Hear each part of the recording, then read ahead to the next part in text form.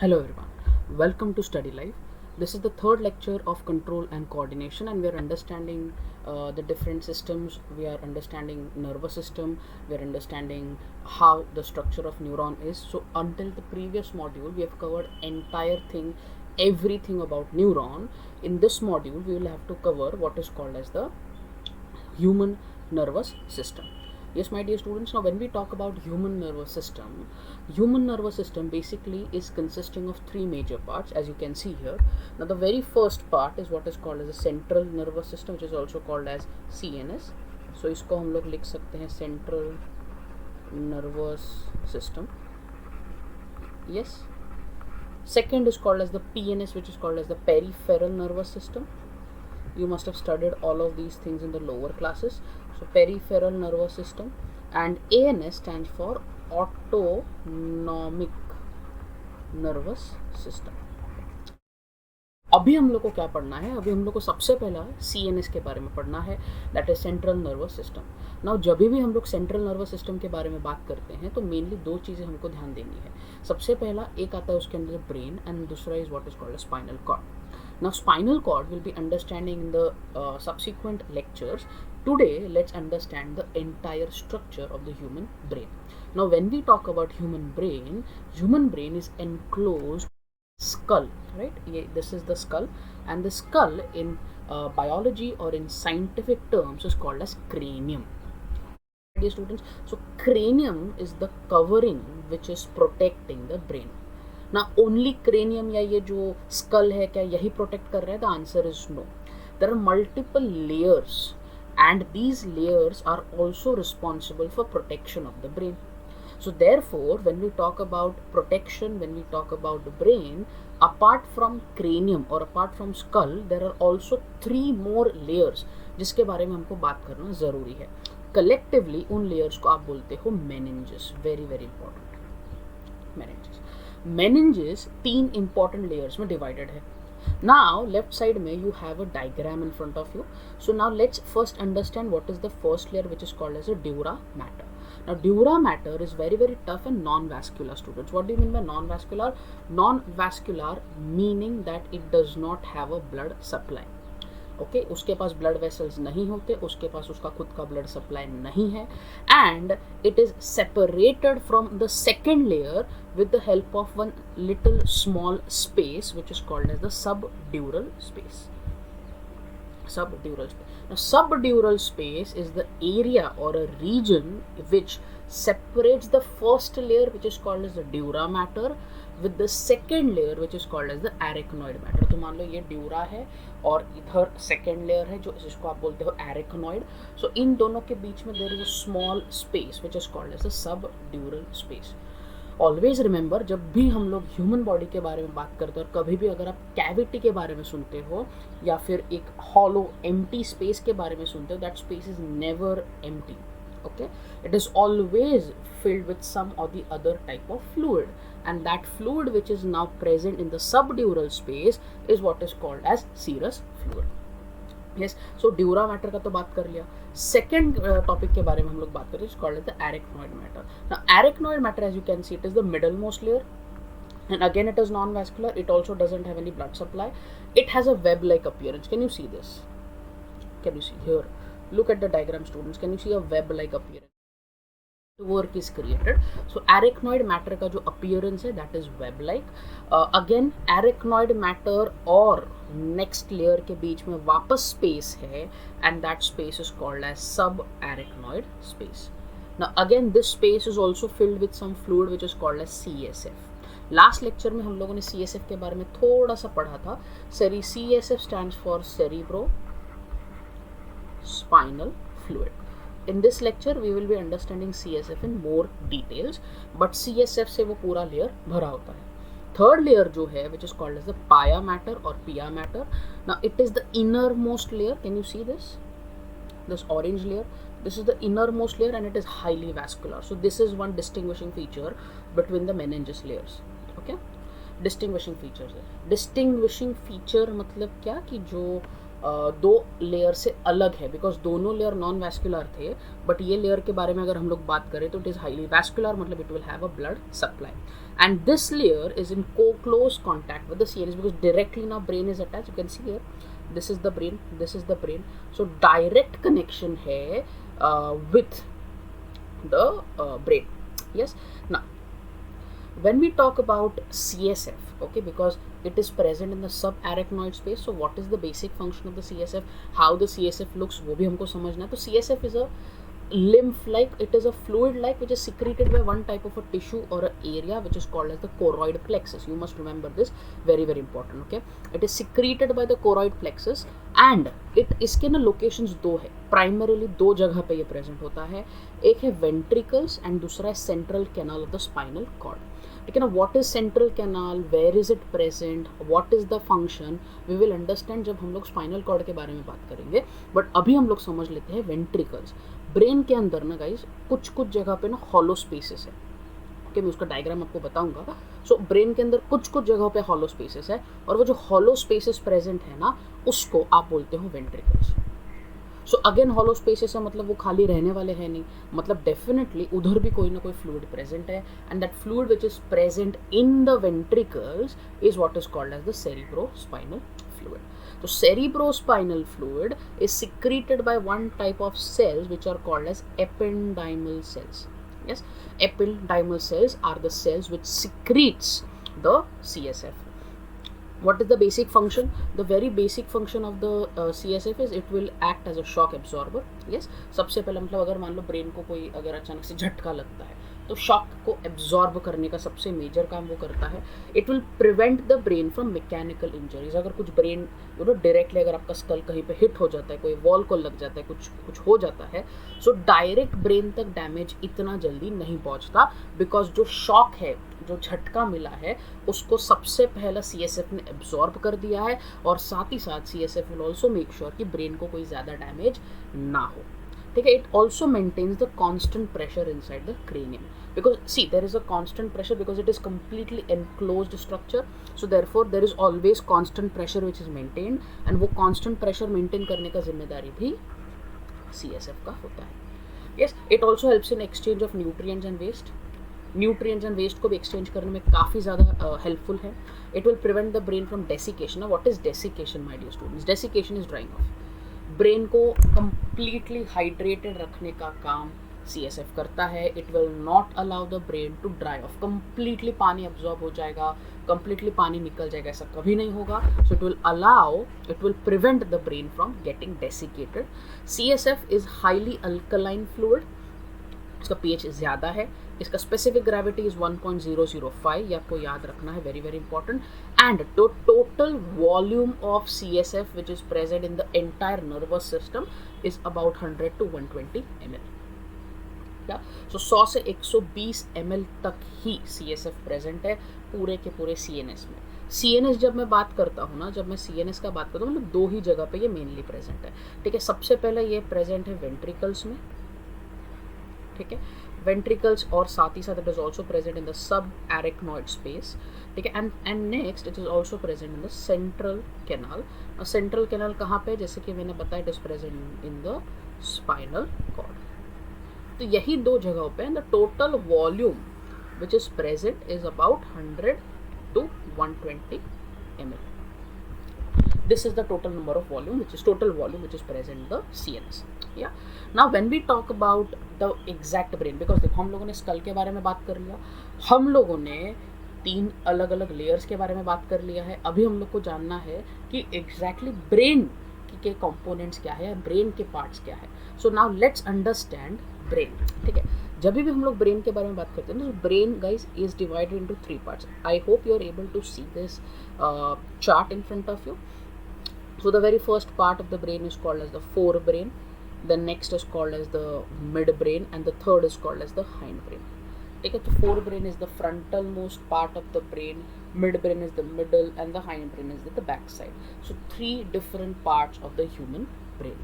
ठीक है. forebrain के बारे में हम लोग जब बात करेंगे ना, तो forebrain खुद आगे 3 हिस्सों में डिवाइडेड है. एक है राइननसेफेलॉन, एक है टीलेनसेफेलॉन और एक है डायनसेफेलॉन. ठीक है. These words will be very very newer to you, but 3 important parts में ये फोरब्रेन डिवाइडेड है. ठीक है. एक राइननसेफेलॉन है, टीलेनसेफेलॉन है एंड डायनसेफेलॉन है.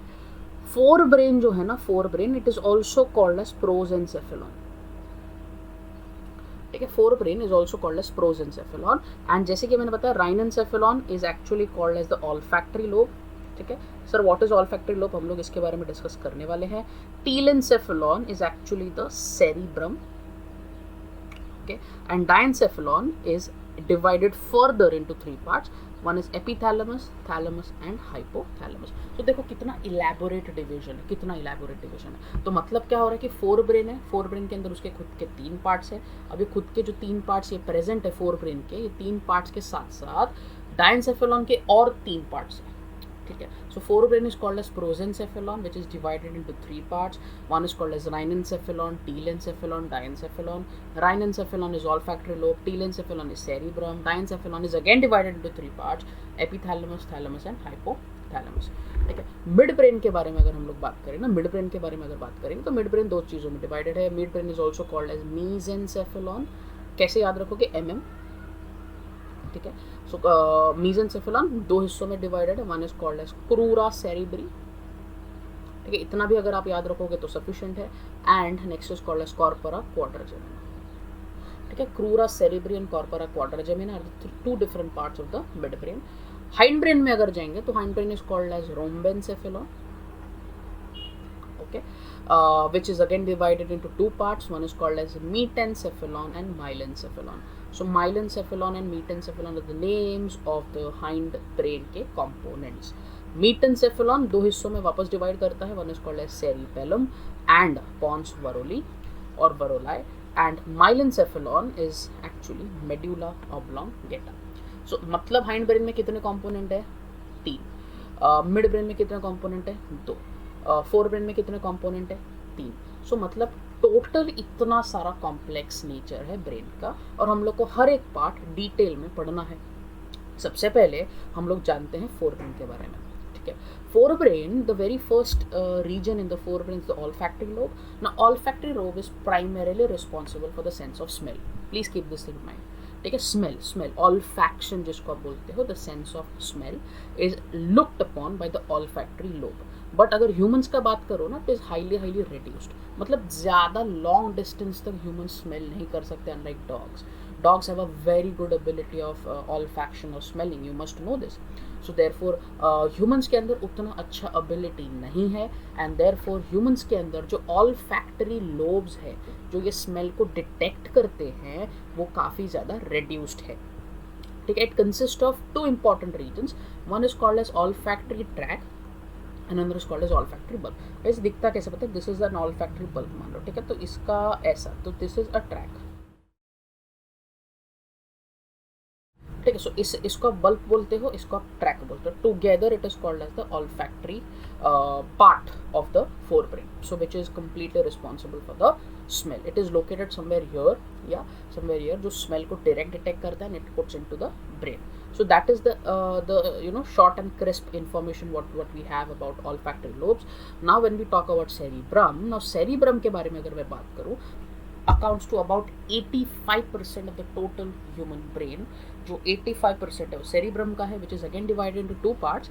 One is called as the right cerebral hemisphere and another is called as the left cerebral hemisphere, ठीक है. मतलब ये क्या है, कैसे है, so it is something like this. If I want to draw that, see I am looking at the brain from the upper side, ठीक है. मैं डायग्राम डेफिनेटली बताऊंगा आपको, बट अभी थोड़ा सा और कॉन्सेप्ट क्लियर होने के लिए ये मैं ना ऊपर से देख रहा हूँ ब्रेन, ठीक है, ऐसा ऊपर से देख रहा हूँ, ठीक है. So this region is called as the right cerebral hemisphere and this region is called as the left cerebral hemisphere. अभी ना आप देखोगे, अगर आपने एक चीज़ नोटिस किया कि मैंने ना बीच में थोड़ा गैप बना दिया है, ठीक है. मतलब क्या, दोनों सेरिब्रल हेमिस्फीयर जो है ना गाइस, वो एक साथ चिपके नहीं होते, वो थोड़ा सा सेपरेटेड होते हैं, but they connected to each other. ऐसा नहीं कि राइट अपना काम कर रहे हैं, लेफ्ट अपना काम कर रहे हैं, ऐसा बिल्कुल भी नहीं होता. They are connected to each other with a short area of thick band of nerve fibers. Now that is called as corpus callosum. Very important, very important.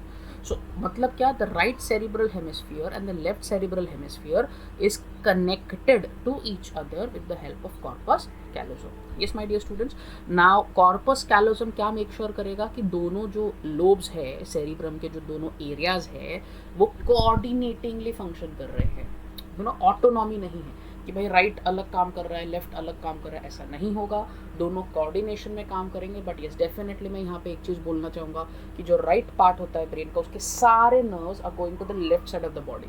So the right part of the brain controls the left side of the body, and left के जो सारे के सारे neurons है, जो nerves है, वो सारे राइट की तरफ जा रहे हैं, मतलब it connects to the right part of, it is controlling the right side of the body. So ये आपने बचपन में पढ़ा ही होगा, सुना होगा कि राइट लेफ्ट को कंट्रोल करता है, लेफ्ट राइट को कंट्रोल करता है, because of this corpus callosum. So corpus callosum क्या करते हैं, इंटरसेक्शन है, तो इधर का नर्व्स लेके इधर जाता है, इधर का नर्व्स लेके इधर जाता है, देयर इज वन बीच में junction, and this junction is called as corpus callosum. Yes, brain has two important layers, my dear students. One, the outermost layer is called as cortex. The inner layer is called as medulla. अगर आपने देखा होगा कोई भी human organ अगर आप पढ़ते हो तो जनरली आउटर लेयर को आप कॉर्टेक्स ही बोलते हो, द इनर लेयर को आप मेडुला ही कहते हो। तो similar it is also applicable for the brain. Yes, now this is the entire structure of the brain. अभी तक हम लोगों ने क्या देखा तो वो पहला क्लियर कर लेते हैं। So the very first thing what you saw right now is what is cerebrum, या सेरिब्रम के बारे में बात किया। तो सेरिब्रम अभी ये पूरा हिस्सा है 85% का जो मैंने बात किया। साथ ही साथ most important eight the same time हम लोग को ये भी समझना पड़ेगा कि जो कॉर्टेक्स है ना, it consist of grey matter. Now you must be question what is a grey matter, we will discuss. Medulla has what is called as the white matter.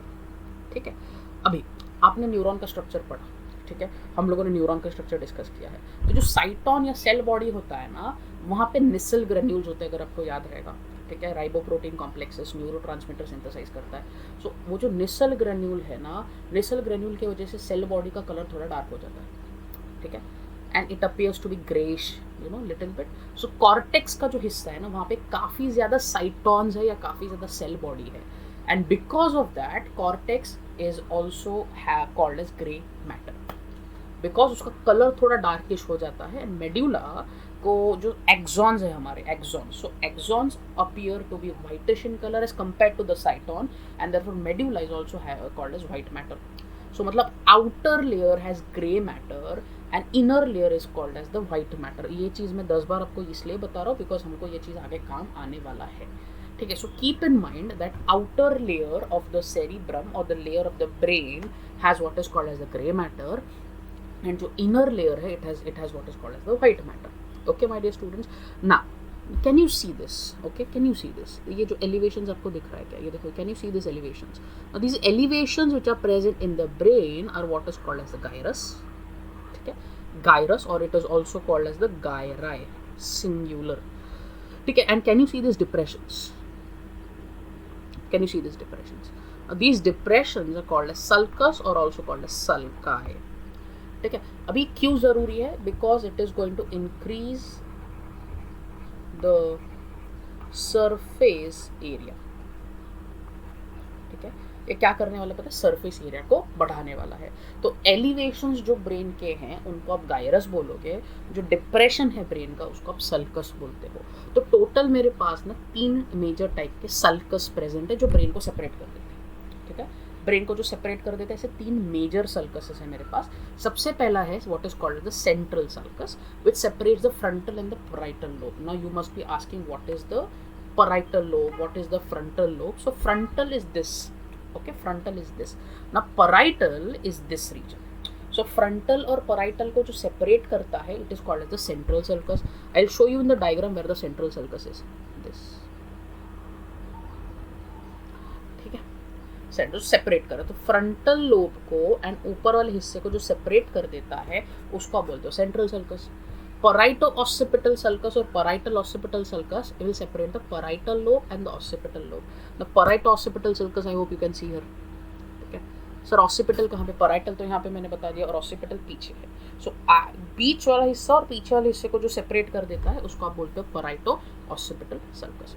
और एक sulcus है which is called as a lateral sulcus. It separates the temporal lobe from the frontal and the parietal, ठीक है। temporal lobe मतलब क्या? This वाला area. So it is separating this region from the frontal and the parietal हिस्सा. So मतलब 3 major sulcuses. Sulcuses क्या थे guys? They are the depressions. So depressions मतलब क्या करेगा? ब्रेन को थोड़ा थोड़ा डिवाइड कर देगा. सो ऐसे 3 मेजर सल्कसेस हम लोगों ने देखे, central, पैराइटो occipital and lateral. Central sulcus क्या कर रहा है? तो it is separating frontal and parietal. पैराइटो occipital sulcus क्या कर रहा है? तो it is separating parietal and occipital lobes. Lateral sulcus क्या कर रहा है? तो it is separating the temporal lobe from the frontal and the parietal lobe. Right? So therefore these are the 3 different important sulcus which are present in the human brain, which separates the brain into 3 distinct regions. Now when we talk about the brain, we also have to understand the functional areas of the brain.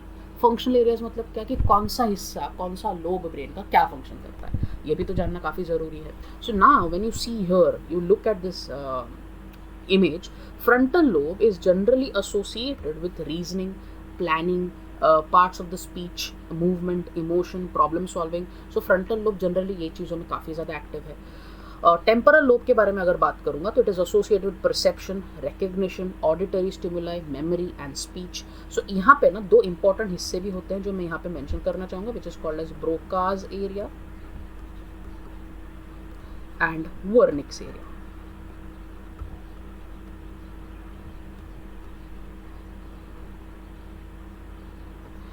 अब Broca's area और Wernicke's area ऐसे ऐसे particular areas है which are present in this region of the brain.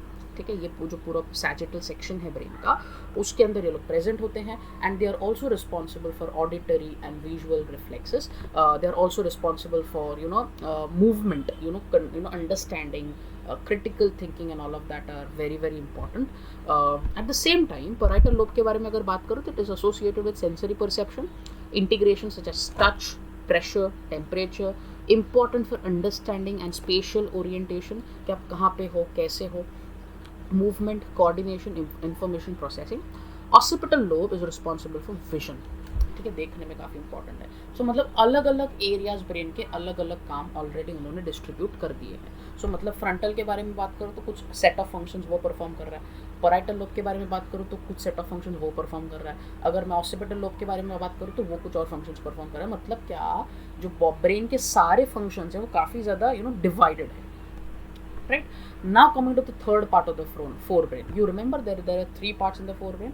एक olfactory lobe था, cerebrum था जो हम लोगों ने देखा, and third is called as diencephalon. जो डायनसेफेलॉन है ना गाइस, वो 3 हिस्सों में डिवाइडेड है. ठीक है, एक होता है एपिथैलेमस, दूसरा होता है थैलेमस एंड तीसरा होता है hypothalamus. Just for the sake of understanding, because थोड़ा सा ये इमेजिन करने को डिफिकल्ट जा सकता है, इसकी वजह से I always tell my students to imagine this is like a kind of a square box. It is not like that. Okay, it is for just for representation, understanding, याद रखने के लिए बता रहा हूँ. ठीक है, so epithalamus is the roof. Okay, ये वॉल जो है ना, ये डब्बे के जो वॉल है ना, उसको आप बोलते हो थैलेमस. एंड जो इसका बेस है ना, बेस, उसको बोलते हो हाइपोथैलेमस. Just for remembering.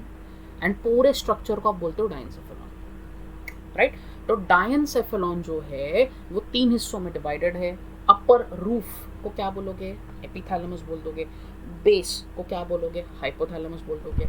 और जो वॉल्स है उसको आप क्या बोलते हो? थैलेमस बोलते हो. ठीक है. Now one thing we have to understand about ventricles. अभी तक हम लोगों ने ये समझा कि वेंट्रिकल्स होता क्या, they are hollow spaces. Okay, hollow spaces present है. अभी हॉलो स्पेसेस जो है ऐसे ना, फोर ब्रेन जो अभी हम लोग जो बात कर रहे हैं, वहाँ पे ना एकदम बीचों बीच सेरिब्रम में 2 वेंट्रिकल्स होते हैं बाजू बाजू में. ठीक है, 2 वेंट्रिकल्स होते हैं बाजू बाजू में, which are called as a lateral ventricles. ठीक है, which are called as a lateral ventricle. So if you see here this region, these are called as the lateral ventricles. ठीक है, सो ये पूरा हिस्सा ये ना बाजू बाजू में, इसके जैसे उसको क्या नाम दिया है मैंने? lateral ventricle. So now these lateral ventricles which are present, they are connected to one more ventricle which is called as the third ventricle. बात को समझो, बात को समझो. मतलब है कैसा वो कि it is something like this. See, there is, मान लो ये एक ventricle है. ठीक है, ये lateral ventricle है. ठीक है, अब ये लैटरल वेंट्रिकल जो रहेगा ना, ये और एक वेंट्रिकल से कनेक्ट हो जाएगा. ठीक है, ये और एक वेंट्रिकल से कनेक्ट हो जाएगा. So these are called as lateral. Lateral क्यों बोले? बिकॉज बाजू बाजू में है. और वो कनेक्ट किससे हो रहा है? तो थर्ड वेंट्रिकल से कनेक्ट हो रहा है. The third ventricle is called as the diocoel. ठीक है, क्या बोलेंगे उसको? Diocoel. Lateral ventricle is the first and the second one.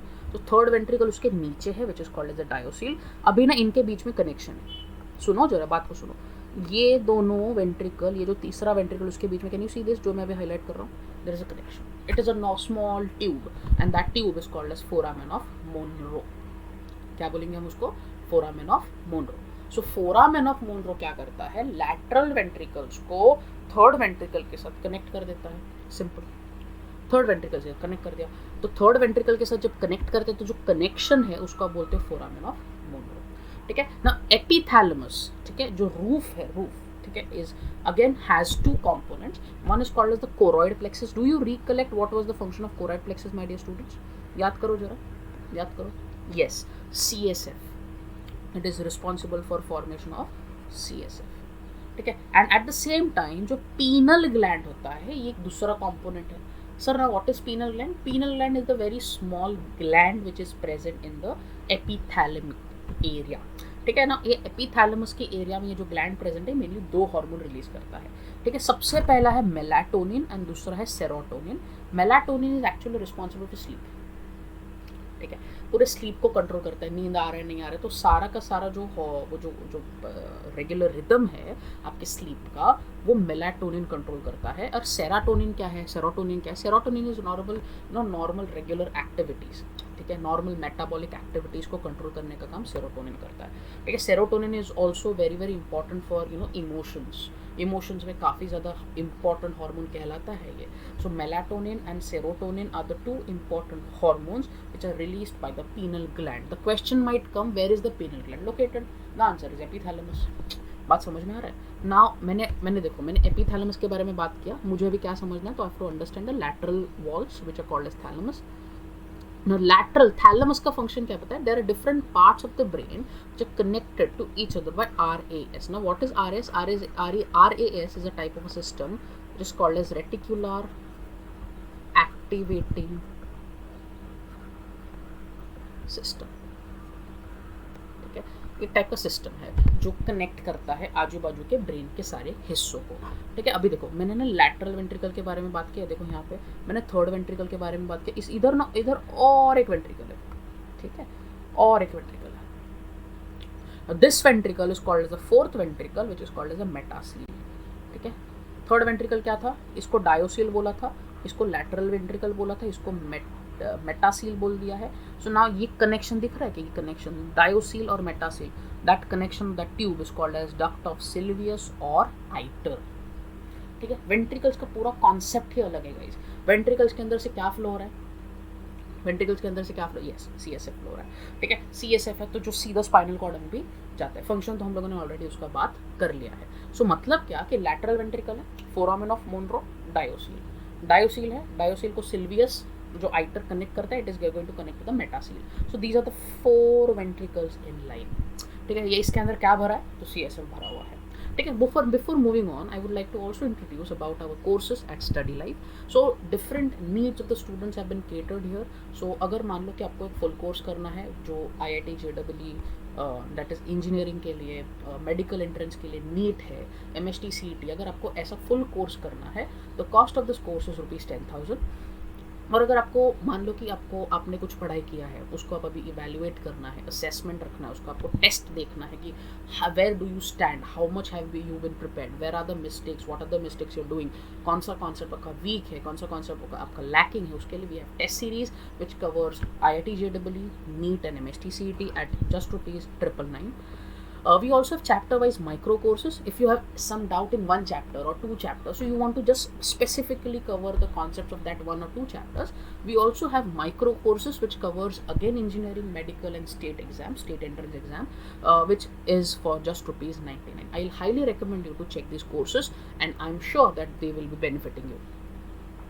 Moving on, जैसे कि मैंने ये डायग्राम आपको बताया, ठीक है, अभी बता दिया है। तो वेंट्रिकल्स के बारे में देखो, लैटरल वेंट्रिकल है ना, लैटरल वेंट्रिकल है, लैटरल वेंट्रिकल अगेन ये जो interventricular foramen is that is foramen of Monro, ठीक है।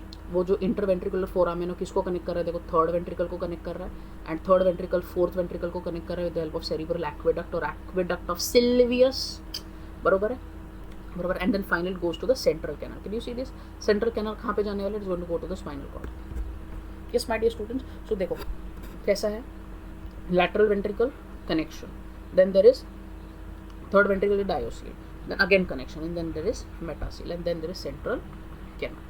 So this is interventricular foramen, or also called as foramen of Monro. Diastole and metacele again is what is called as cerebral aqueduct और aqueduct of Sylvius. In metacele से आगे connection और भी है जो हम लोग अभी डिस्कस करने वाले हैं थोड़ी देर में. सो मतलब क्या कि ये ऐसा पूरा पैसेज है जिसके अंदर से CSF फ्लो होता है. अभी हम लोगों ने क्या किया, हम लोगों ने एपिथैलेमस के बारे में बात कर लिया, हम लोगों ने थैलेमस के बारे में बात किया. अभी इंपॉर्टेंटली हम लोग को उसके बेस के बारे में बात करना है. क्या आपको रिकलेक्ट हो सकता है बेस क्या था? बेस का नाम क्या था?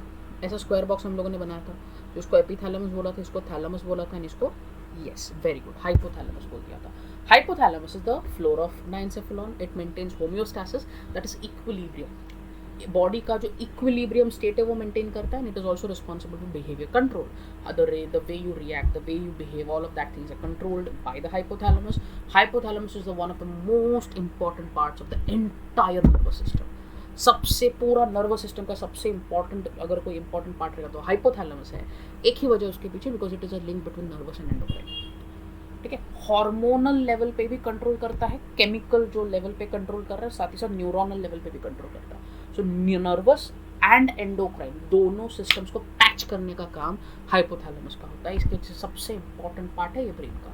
ठीक है, क्या क्या रेगुलेट करता है? तो every other thing is regulated by hypothalamus. You mention and you have it like that. So kuch to mention few, definitely we are going to discuss. It is going to look after heart rate. No, see, heart ka beating is not directly under the control of the brain, right? Because heart is myogenic. But जो rhythm है उसका, ठीक है, जो cardiovascular center है, that is looked upon, because see different hormones are responsible to increase or decrease the heart rate, right? So heart rate को regulate कर सकता है blood pressure, respiratory rate, temperature, water balance, hunger, thirst, sleep, fatigue centre भी है. सो भूख लगा है, प्यास लगा है, नींद आ रहा है, थक गए हो, तो ये सारा सेंटर भी हाइपोथैलेमस के पास और वो कंट्रोल करता है. हाइपोथैलेमस के पास एक फैंटास्टिक सिस्टम प्रेजेंट है जिसको आप बोलते हैं limbic system. Limbic system, sir limbic system में कौन से कंपोनेंट है? We have hypothalamus, we have amygdala, hippocampus, epithalamus and thalamus. So in short पूरा डायनसेफेलॉन प्लस दो कंपोनेंट्स और ऐड हो गए हैं, एमेगडाला एंड हिप्पोकैम्पस. ये सारे मिला के अपने को लिम्बिक सिस्टम बनाते हैं. सर लिम्बिक सिस्टम है क्या? लिम्बिक सिस्टम एक ऐसा एरिया है ब्रेन का स्टूडेंट जिसके अंदर इमोशंस आप कंट्रोल करते हो. इमोशंस एक्सप्रेस करना है, रोना है, नहीं रोना है, हंसना है, all of the emotions have been controlled by the limbic system. Motivational reactions, you get motivated while looking at watching at some videos, so you feel very pumped, you want to do that work, you want to complete that work. All of that is taken care by the motivational, that is the limbic system. So motivational reactions भी limbic system control करता है. अभी देखो, epithalamus का upward region पे pineal gland था और choroid plexus था. वैसे हाइपोथैलेमस का डाउनवर्ड प्रोजेक्शन पे there is what is called as pituitary. Pituitary gland के बारे में हम लोग अभी ज़्यादा डिस्कस नहीं करेंगे, बिकॉज जो हार्मोनल पार्ट है इस चैप्टर को उसमें सिर्फ और सिर्फ पिट्यूटरी ही ज़्यादा डिस्कस करना है. You just remember right now for the moment that pituitary gland is called as the master endocrine gland. सारे बॉडी के जो एंडोक्राइन ग्लैंड है उसको कंट्रोल करने का काम पिट्यूटरी ग्लैंड करता है. सो पिट्यूटरी ग्लैंड का जो लोकेशन है जहाँ से वो ओरिजिनेट होता है वो हाइपोथैलेमस है. पीनल ग्लैंड का जो ओरिजिनेशन है वो है एपिथैलेमस. कोरॉइड प्लेक्सस का जो ओरिजिनेशन है वो अगेन एपिथैलेमस है. So this is all about what is called as diencephalon. Now coming to the next part which is called as the mid brain. My dear students, midbrain का काम क्या है अभी सुनो जरा. ठीक है, mid brain is this. Can you see the diagram? जो जितना हिस्सा मिड ब्रेन हाईलाइटेड है, कैन यू सी दिस? ठीक है, this is the mid brain. Now midbrain exactly कहाँ पे located है? So it is located between the diencephalon and the pons varolii. ठीक है सर, pons varolii क्या है? Pons varolii is the part of the hind brain. ठीक है, diencephalon और pons varolii एकदम बीचों बीच है. Cerebral aqueduct which is connecting the third and the fourth ventricle. अभी हम लोगों ने ventricles के बारे में बात किया, तो cerebral aqueduct midbrain के अंदर present है. midbrain के पास दो parts हैं, recollect, go back, याद आएगा कुछ. फोर ब्रेन के तीनों हिस्से देख लिए. मिड ब्रेन में दो हिस्से थे, क्रूरा सेरिब्री एंड कॉर्पोरा क्वाड्राजेमिना, अगर याद रहेगा तो क्रूरा सेरिब्री एंड कॉर्पोरा क्वाड्राजेमिना मिलकर मिड ब्रेन बनाते हैं. उसमें का जो कॉर्पोरा क्वाड्रा, क्वाड इज 4, तो मतलब इसका छोटा छोटा 4 अलग अलग पार्ट्स है, वो दो हिस्सों में divided. For the sake of understanding I am drawing it like this. सिर्फ समझने के लिए मैं ऐसा बना रहा हूँ. ठीक है, इसका जो ऊपर वाला एरिया है उसको आप बोलते हो सुपीरियर, इसका नीचे वाला एरिया उसको आप इंफीरियर बोलते हो. So the superior region of the corpora quadrigemina is called as the superior colliculi. Yes, and जो inferior region of the corpora quadragemina is called as inferior colliculi. Sir, why have you drawn 4? Because they are quad. So there are 4 different small organs which are present. 2 upper side, 2 lower side. 2 are called as superior, 2 are called as inferior. Superior colliculi is responsible for the movement of head in response to visual stimulus. देख के अगर आप आपका मुंडी हिलाते हो तो वो सुपीरियर कॉलिक्यूलाई उसके लिए जिम्मेदार है. And inferior colliculi is responsible for movement of head in response to auditory stimulus. सुन के अगर आप टर्न करते हो तो उसके लिए इंफीरियर कॉलिक्यूलाई है. सो अगर मान लो आपके पेरेंट्स ने आपको बुलाया तो आप सुन के मुंडी टिल्ट करोगे कि भाई कहाँ से आवाज़ आ रहा है. और अगर आप कुछ देख के वहाँ पे मान लो लेफ्ट साइड पे बहुत ज़्यादा क्रैकर बर्स्टिंग हो गया तो अचानक से कुछ तो हो रहा है. So you will just see and then you will turn tilt your head. That is what is called as visual reflex which is taken care by superior colliculi. And अगर सुन के अगर आप कुछ रिएक्शन देते हो तो that is called as inferior colliculi which is responsible for your auditory reflex. Crura cerebri जो है, crura cerebri is actually the 2 thick fibrous tract. ठीक है, 2 ऐसा थिक फाइब्रस ट्रैक है जो कनेक्ट करता है सेरिब्रम को एंड बाकी सारे ब्रेन. तो सेरिब्रम को बाकी सारे ब्रेन के साथ कनेक्ट करने का जिम्मेदारी क्रूरा सेरिब्री का होता है. ठीक है, इसके अंदर मिड ब्रेन के अंदर एक इंपॉर्टेंट नोट है जो मैं आपको बताना चाहूँगा, that the masses of the grey matter are scattered within the white matter. ठीक है, मतलब व्हाइट मैटर है उसके अंदर ग्रे मैटर के स्पॉट्स है. This area is what is called as the red nucleus. ठीक है, समझा मैं क्या बोल रहा हूँ? So you have white matter outside little bit and patches of small gray matter. I hope you remember what is gray matter and white matter, cytons and axons. So therefore इस region को जो mid brain में है उसको आप बोलते हो red nucleus. What is the significance of it? It is responsible to control muscle posture and tone. ठीक है, पोस्चर कंट्रोल करता है, रेगुलेट करता है, मसल का टोन रेगुलेट करता है. Do you know there is also called as muscle memory. So all of these things are controlled by the red nucleus. Okay, now coming to the last part of the brain which is called as the hind brain. ठीक है, so again जो highlighted part है that is what is called as the hind brain. Hind brain के जैसे कि मैंने बताया कि 3 हिस्से हैं. One is called as pons, another is called as medulla and third is called as cerebellum. So pons जो है, medulla जो है, तीनों मिला का हैंडल बनाते हैं. Cerebellum is the second largest part of the brain. Can you recollect what was the first? Yes, cerebrum. So cerebrum accounts to about 85% of the total human brain. Cerebellum accounts to about 11% of the total human brain. So it is the second largest part of the human brain. अभी cerebellum ये है, इसके अंदर can you see there are some impressions ऐसा tree-like pattern, and this tree-like pattern is what is called as arbor vitae or arbor vitae, which is also called as tree of life. उसको आप क्या बोलते हो? It is also called as tree of life. ठीक है ना. क्या function क्या है सेरिबेलम का? It is going to maintain equilibrium, body posture, balancing, voluntary movements and all of that. So all voluntary movement जैसा कि वॉकिंग हो गया, रनिंग हो गया, all of these things are controlled by the cerebellum. And साथ ही साथ cerebellum सबसे इंपॉर्टेंट काम करता है, that is responsible to maintain the balance and equilibrium. Posture आप we are bipedal, right? We are not quadrupedal, we are bipedal. So walking and stable walking, equilibrium maintain करना, body का posture erect रहना, all of these things are looked upon by cerebellum. Medulla is the second part of the hindbrain, which is also called as medulla oblongata. ठीक है, pons is actually pons what is called as varuli. So medulla oblongata will continue further as a spinal cord. This, okay, so to continue ahead of the spinal cord, we'll discuss spinal cord in the next lecture. But right now medulla is actually, देखो medulla में थोड़ा सा change है. मैंने आपको ये बताया था कि आप याद रखो कि ब्रेन में सेरिब्रम में कैसा था कि जो ग्रे मैटर था वो बाहर था और जो वाइट मैटर था वो अंदर था. ठीक है, यहाँ पे देखो उल्टा हो गया. Grey matter is inside and white matter is outside. तो द शिफ्टिंग हैपेंस. ठीक है, बिकॉज ब्रेन के अंदर, सेरिब्रम के अंदर एग्जैक्टली उल्टा था. ग्रे मैटर जो था वो बाहर था, वाइट मैटर जो था वो अंदर था. बट जब मैं मेड्यूला ऑब्लोंगेटा के बारे में बात करता हूँ तो वहाँ पे ग्रे मैटर अंदर है और वाइट मैटर क्या है? बाहर है. Now medulla oblongata is very famous and very very important organ और the part of the brain which is responsible to control the involuntary functions. Students, what is involuntary function? Involuntary function मतलब ऐसे function जो हम लोग control नहीं करते, ठीक है, हम लोग कंट्रोल नहीं करते, उसको आप बोलते हो इनवॉलेंटरी फंक्शंस.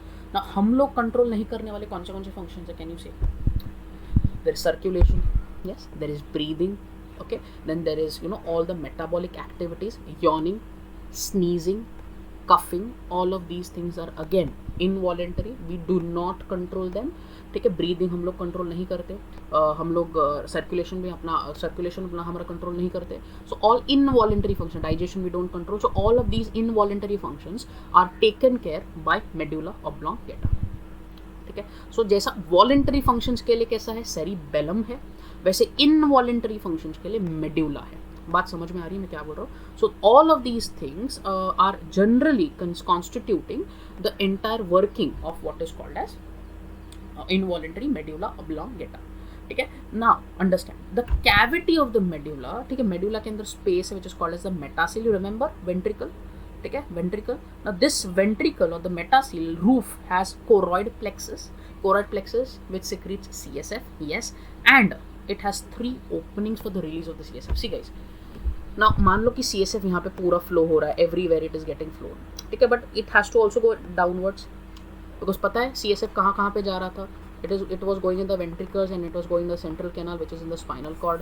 सो भाई स्पाइनल कॉर्ड में जाने के लिए रास्ता तो चाहिए. वो रास्ता कौन देता है पता है? दैट रास्ता is given by pair of foramen of Luschka and foramen of Magendie. मतलब 3 रास्ते हैं CSF को ब्रेन के बाहर पढ़ने के लिए, 3 रास्ते हैं, ठीक है. उसमें से 3 रास्ते में से 2 रास्तों का नाम है पेयर, मतलब they are in 2, foramen of Luschka and one is called as foramen of Magendie. So there are 3 different, you can say, highways by which the CSF which is present in the ventricles of the brain can enter and can go out to the spinal cord, ठीक है. Now this is what we have studied all about the human brain. We studied the central nervous system in detail. हम लोगों ने brain के बारे में पूरा पढ़ लिया है, तीनों पार्ट्स हम लोगों ने ब्रेन के बारे में पढ़ लिए हैं. हम लोगों ने इन डिटेल हर एक चीज़ अच्छे से समझी हुई है. And with this the part of the brain is finished. In the next lecture we will be starting with what is called as spinal cord, and you will understand spinal cord in the same depth, right? I would definitely recommend you to please visit our courses, have a glance at them, check them out, visit our full courses, test series or micro courses. I'm sure you're going to definitely like it. And if you like this video, please please consider subscribing to our channel. Please like our video, share our video. If you have any kind of doubts, please feel free to comment in the comment section. We'll definitely reply you back. And with this, I'll see you in the next module of the control and coordination. Till then, stay safe. All the very best. Keep studying and subscribe to Study Life.